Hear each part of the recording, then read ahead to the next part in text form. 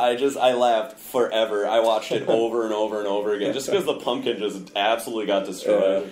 It just looks so great. That whole match was just an absolute like shit show. The Halloween because street fight. you expected it to be, but I mean seriously, just for that one spot alone, it was worth it. So once again, this is Pro Talk Wrestling here with the Smart Money Podcast. AJ and Chris having a time of our lives right now. Now, I'm going to transition to something else because you mentioned this a couple of minutes ago, but I'd like to get a little more in depth with it. Okay. CM Punk. Mm-hmm. You guys' initial thoughts when he first left the company and kind of where he's at right now. I'll tell you right now that for him, it's kind of hard to respect him right now just because of the way he's kind of made it seem like, you know, wrestling should just be erased from his life. It shouldn't really have happened. And it's just one of those things where, you know, he'll complain about a back injury and it's like, well, it shows that you're kind of showing that you don't have a backbone to begin with there, Punk, or Phil, whatever you want to call Phil, yeah, there you go. But I need to know you guys, you know, your thoughts on CM Punk and, you know, how you feel about him now. Do you still respect him or do you think he's just... For his time in WWE, he is still, to me, one of probably my top 5 favorite wrestlers. Agreed. I mean, the guy was amazing in the ring. The guy was amazing on the mic. I mean, even on the commentary and everything, the guy was just spot on. Spot on with everything that he did. But I guess at first, when he left, I was a little bit sad about it because again, he was one of my favorites and everything. But when you look back on it, I can understand why. I mean, I can understand that you get fed up with something that you've done your whole life and it's been such, you know, ingrained in you. And then to only get pushed aside over and over and over again.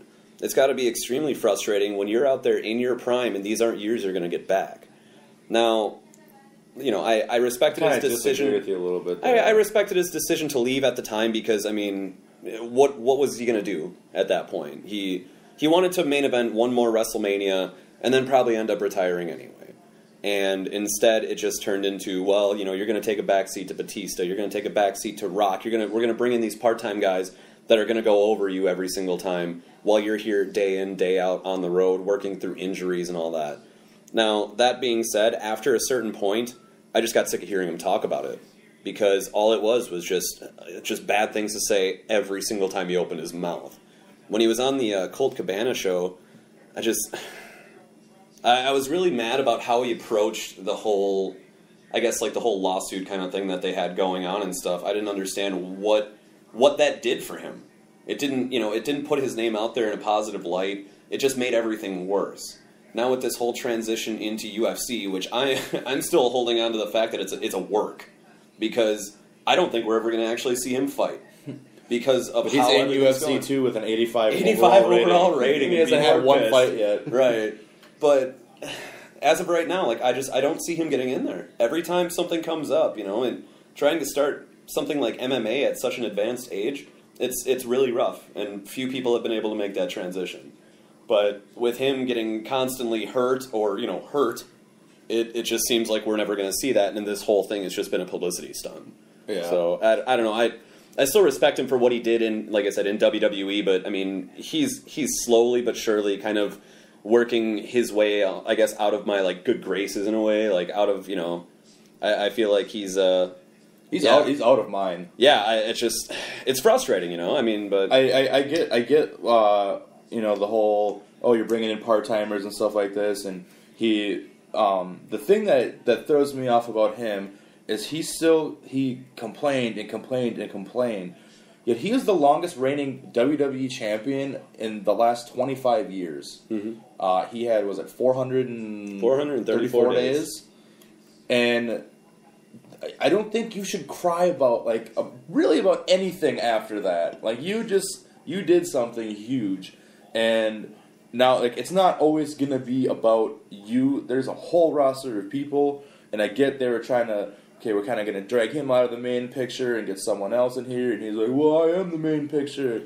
Yeah, but, you know... But do you think they shy away from him on purpose because of the fact that they knew he was going to leave anyway, so they said we might as well just go a different direction, because if we just push him through the roof at this point, then he leaves, where does that leave us? Well, it got to the point with him where he would just be like, if this doesn't happen, I'm out. Yeah. And so they probably just got sick of it, like... hey, I'm sick of you doing the whole Brett Favre thing where it's like, okay, I want to play, but I don't want to have to go to practice or go to training camp. Yeah. All right, we'll let you do that for 1 year. Now next year, maybe I'll leave. See, I saw an interview with Kurt Angle, and this really brought the whole part-timer thing into perspective for me, because these guys who come back as part-timers, the Brock Lesnar's, the Rocks, the Batistas, they earned that. Mm-hmm. They earned that ability to come back. Like Undertaker, he damn sure earned his ability to come back and do one match a year. He earned it, But what it is, Kurt Angle's like, it's so you can do that when you're older and you're not as fit and your body can't take as much. You can't go like you used to. Having that kind of scenario where you can bring them in a couple matches a year, that opens doors up for some of these guys as they get older, because it's hard to leave the business. Look at Flair. He freaking wrestled till he was like 80. I feel like as long as the talent that comes in not so much puts over the new talent, like they don't have to get the new talent doesn't have to get the win over the old guy or anything like that, but I just feel like there should be something more in a way that Jericho is doing it right now. Yeah, he's out there helping in as far as having quality matches with people, putting them over in the ring, yet still getting the wins. And the way that he put it, though, too, I still laughed at, where if he goes out there and he wins, he's burying new talent. If he goes out there and loses, he's a jobber. Well, and you got guys like Brock Lesnar comes back, does part-time schedule. Tell me every single time Brock Lesnar's been on, he hasn't been like one of the main discussions. Like any of his matches, anytime he come out, like the whole Dean Ambrose thing right now, it's one of the major things that's going to happen at WrestleMania. Lesnar, Ambrose street fight. Well, and it's also doing a lot to give credibility to Dean Ambrose for what he's going through with Lesnar. So definitely, as long as you do it the right way, I guess it works out. Yeah. But when it comes to like a guy like Punk, I don't think we'll ever see him either in UFC or return to wrestling. I just don't know where he's going to go from there. So.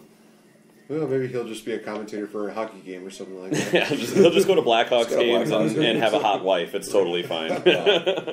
When I found out about that, when he and AJ were an item and then they got married, honestly, a part of me kind of died. It's like, because it's like, God, AJ, I love you, but at the same time, now I just look back, it's like, you picked a really bad person. and I love how, you look back on it and you look at AJ's career where she, kissed almost every single guy, almost with a heartbeat. Right. But she also went to the deal where she was, quote unquote engaged to Daniel Bryan, and then Paul Heyman did the whole deal, and I made the comment like, well, Punk, at least you don't have to worry about being. Oh no, wait, you're actually like the third. You're like the third seconds. So not sloppy seconds, sloppy thirds. Yeah.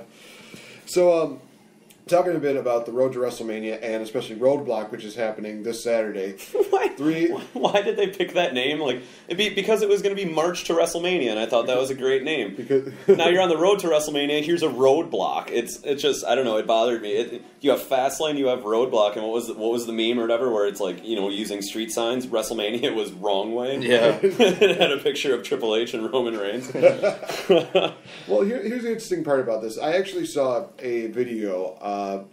Adam Blampier from WhatCulture.com did this video on how he would have booked WrestleMania. And a lot of stuff that he booked is actually happening on the Roadblock card. Like, Enzo Amore and Big Cass are getting the tag team title picture. Bray Wyatt and Brock Lesnar are getting involved. And Dean Ambrose and Triple H are going at it. Mm-hmm. So do you think that this is kind of just more of a hype deal to try and make up for how bad WrestleMania might be? Or do you think it's just one of those things where they're kind of using it as a last-ditch effort to kind of get more pay-per-view buy rates or more people to tune into WrestleMania? They're doing it to make up for Fastlane. Yeah, yeah, for sure.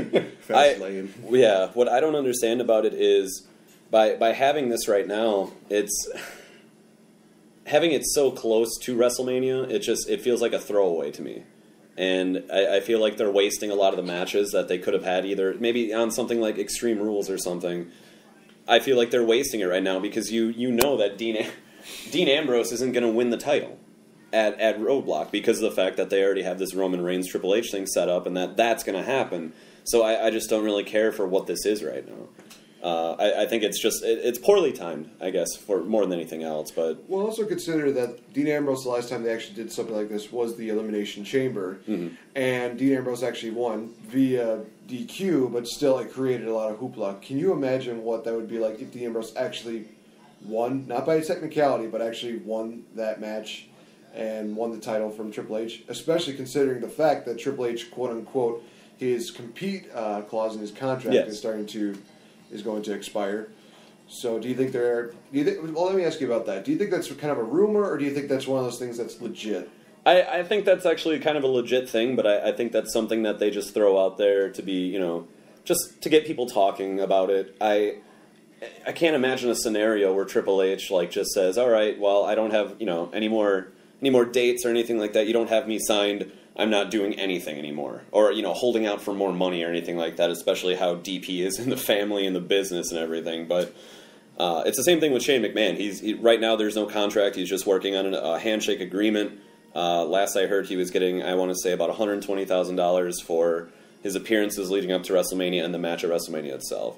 Wow. After that, that's where, I think they leave it open that way, because then if he signed, say, for a long-term deal, now you have a feeling that he's going to be around, and it kind of spoils what's going to happen at WrestleMania a little bit. So I think that's kind of what they're working on, and then because I feel like they still don't know what they're doing yet. I feel like the way that they've been booking recently, they hope they find it along the way. And I feel like, there's some of it that's that, and then there's other parts, like the whole Triple H and Roman Reigns thing, where we came up with this storyline a long time ago, and we're not going to change it. This is what we're going to do, and this is how it's going to be. So with having Dean Ambrose versus Triple H for the title, I just don't see that being anything right now as far as it goes. The match itself will be good. The match itself will be absolutely amazing. But I think, when you go back to the Rumble, I thought the interaction that him and Triple H had in the ring, every time they would get close to each other, the crowd would just go nuts. They ate that shit up. And, usually the Royal Rumble is that kind of spot where, you put a guy in the ring and he stares down another guy and you see what the crowd reaction is. If it's good, then you kind of see that build up, and then that's the WrestleMania match you're going to get. And instead, we get something completely backwards. I would much rather Dean Ambrose be in the actual title picture. I just don't see anything coming of it right now. So. Well, do you remember the reaction that the people had when they saw Bray Wyatt and Triple H staring off against each other? Yeah.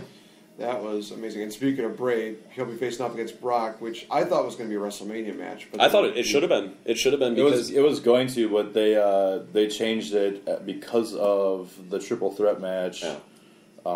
Which whatevs. It would have been something really cool if Dean Ambrose wasn't booked for Brock Lesnar right now, and you still have Bray Wyatt doing absolutely nothing. If you would have had, we talked about this the other day. If you would have had Brock Lesnar versus Bray Wyatt at WrestleMania, and that would have given you the opportunity, you just have Dean Ambrose kind of floating out there for a while to see kind of where he fits in. You could have had a triple threat with Triple H, Dean Ambrose, and Roman Reigns at WrestleMania for the title. And I just think that would have gone over so much better than anything else because of the unpredictable nature of it. There's so many ways you could go with it. And I know we've kind of had a little bit of, a couple triple threats or, even the Seth Rollins cash-in kind of turning that into a triple threat. If Roman Reigns is in these triple threats, I'm okay with that. I just don't really care to see him main eventing in a one-on-one match year after year after year after year, It just gives a little more unpredictability, and as of right now, it just feels way, way too predictable, thinking Triple H isn't going to be around pretty much after WrestleMania. You look at the flyer even, and you see the two facing off, and it says one empire will rise and one empire will fall.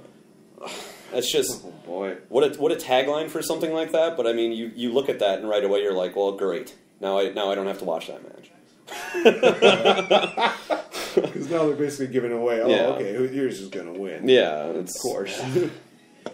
Oh boy. But also, we actually talked about this before the show that the positive silver lining in this is that they put an NXT title match into a WWE Network exclusive. Now, a lot of times they do that for takeovers, but now they're putting in Enzo Amore and Big Cass against Revival for the tag team titles. I love it. Do you guys think that's going to be the show stealer, or do you guys think that's going to be one of those underappreciated? I think that's going to be the moment that Cass and Enzo actually break through and actually get the titles. They've been kind of teasing it for that way for so long. And I think it's also a test to see how the WWE universe itself, not the NXT crowd, how they react on like a bigger scale to see if they're going to be as over as they are in NXT. We've seen so many talents come from NXT and just go to the main roster and absolutely just they're nothing now. Guys like Adam Rose, Tyler Breeze, The Ascension, I mean they're just afterthoughts now. And I think